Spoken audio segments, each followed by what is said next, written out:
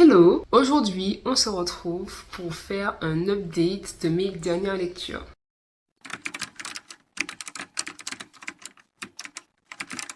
J'ai commencé le mois avec 1000 soleils splendides de Khaled Hosseini. On suit l'histoire de Mariam. Donc c'est une jeune femme qui va être forcée d'épouser un homme de 30 ans plus âgé qu'elle. Donc ça se passe en Afghanistan. Et elle n'arrive pas à lui faire d'enfant. Donc on va d'abord suivre tout le passif, l'enfance de cette personnage-là, puis son destin, sa vie avec l'homme violent et brutal avec lequel elle vit et avec qui elle ne peut pas faire d'enfant. Donc c'est d'ailleurs une grande désolation pour elle parce que c'est déjà très difficile de vivre avec lui, mais en plus le fait qu'elle ne puisse pas enfanter, elle prend en fait encore plus. Le gars reporte toutes ses frustrations, on va dire, sur elle, jusqu'à ce que Leila, une jeune fille de 14 ans, va rentrer dans cette histoire et le mari, du coup, de Mariam va prendre Leila, la jeune fille de 14 ans, comme deuxième femme. Elle va tomber enceinte. Donc, au début, il y a une sorte de rivalité entre elles parce que malgré le fait que Mariam, c'est une femme qui n'est pas là de son plein gré, mais elle tient à sa survie. Et une nouvelle femme qui entre en jeu, qui est plus jeune qu'elle, plus belle, plus tout, et qui lui fait un enfant à cet homme-là, elle a l'impression qu'elle va perdre son grade, en fait, il ne lui restera plus rien, en fait, ni son statut, ni rien. Et donc, il y a une sorte de rivalité entre elles qui s'installe, mais en fait, elles vont se finir par créer une sorte d'alliance, parce qu'elles se rendent compte qu'elles sont dans le même bateau, en fait, elles sont toutes les deux épouses d'une brute et dans un pays où les droits des femmes sont menacés et en fait il n'y a plus de raison pour entretenir une haine quelconque si ce n'est il faut survivre. Et en fait dans ce livre, mais il était incroyable, je l'ai dévoré, il était poignant, il était dur. L'histoire des femmes en Afghanistan, on pourrait en parler en fait pendant des décennies parce que c'est un sujet qui est très sensible, mais quand on voit, enfin je suppose quand même que ce livre dépeint la réalité des choses.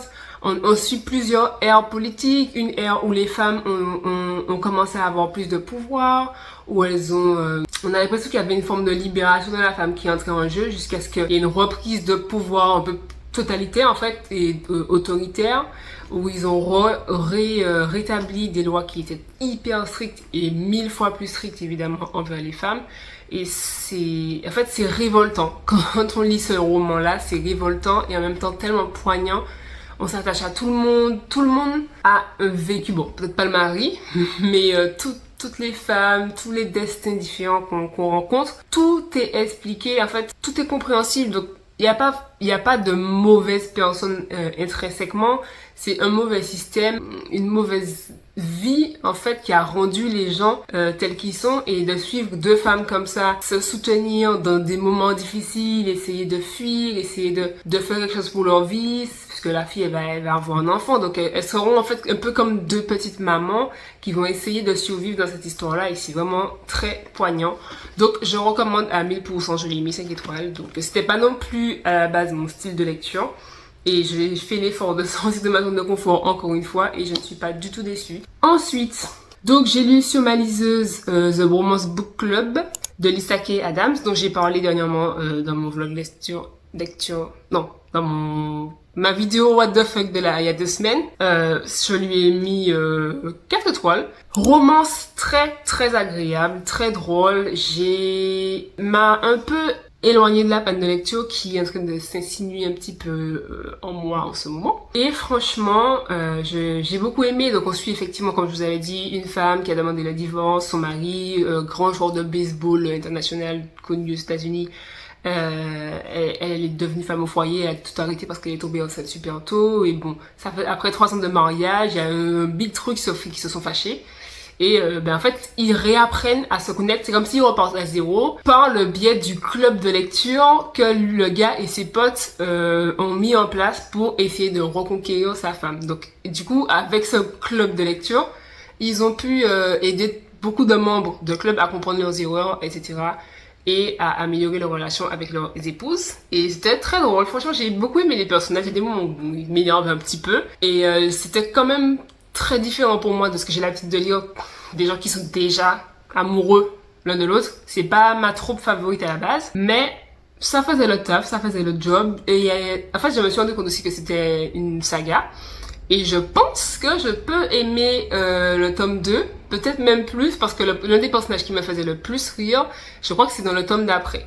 Et je pense que ça peut être folklorique, donc je pense à voir, pourquoi pas. Et enfin, j'ai lu le tome 3 de Spy X Family. Donc, je vous en avais déjà parlé, donc c'est l'histoire d'un espion qui doit se constituer une fausse famille pour que son faux enfant puisse intégrer une école prestigieuse parce que sa cible qui menace 2 pays est l'un des parents des élèves de cette école. Donc, je m'attache de plus en plus à la petite fille, du coup, Anya. Et le faux couple aussi de l'espion, j'ai oublié son nom, Twilight, j'ai oublié son vrai nom.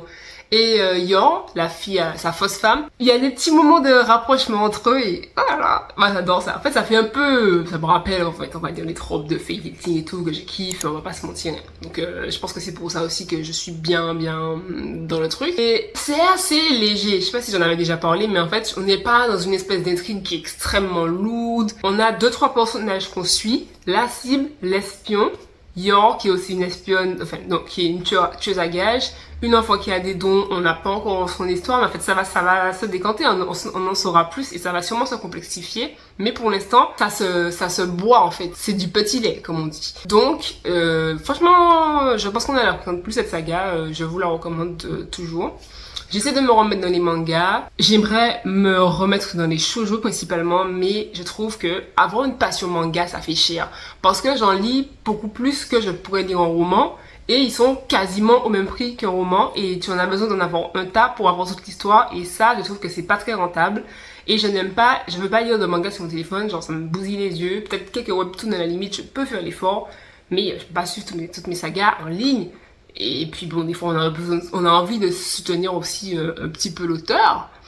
Donc voilà, en tout cas c'était mes dernières lectures. Là j'avoue que je suis très ralentie. Pour la petite histoire, je vais peut-être faire une vidéo spéciale. Je lis la saga Fourth Wing que ma bestie de lecture m'a recommandé. Que j'ai mis... bref, non, je vais pas vous spoiler, je pense que je vais en parler dans une vidéo spécialisée. Et là, je suis dans le tome 2. Donc, j'avais lu le tome 1. Et il est super, j'adore, mais je sens que... j'ai du mal à évoluer dedans. C'est-à-dire que je m'ennuie pas, je lis, mais j'ai du mal à rester concentrée. Et c'est là que je sais que je suis dans une type de panne de lecture, quand je sais que même des livres que je kiffe, c'est pas suffisant pour me donner envie de lire des heures. Je peux le lire des après-midi quand je sais que je suis complètement dans le flow, dans le mood de lecture. Je peux lire non-stop, genre j'oublie de manger, j'oublie tout. Et là, je prends mon téléphone, je regarde, je fais tout sauf ça. Je suis pas encore assez dedans, je lis par 20 pages. C'est pas encore ça. Mais, donc voilà. Normalement, on se retrouve pour une prochaine vidéo parce que j'ai envie de vous parler de quelque chose juste ici. Je ne vais pas rentrer trop dans les détails, je pense que vous verrez ça d'ici 2 semaines. Mais là, c'est complexe. C'est très complexe, mais je pense que vous avez compris ce qui se passe. Donc voilà, n'hésitez pas à mettre en commentaire ce que vous lisez en ce moment et puis on se voit très bientôt. Bye bye!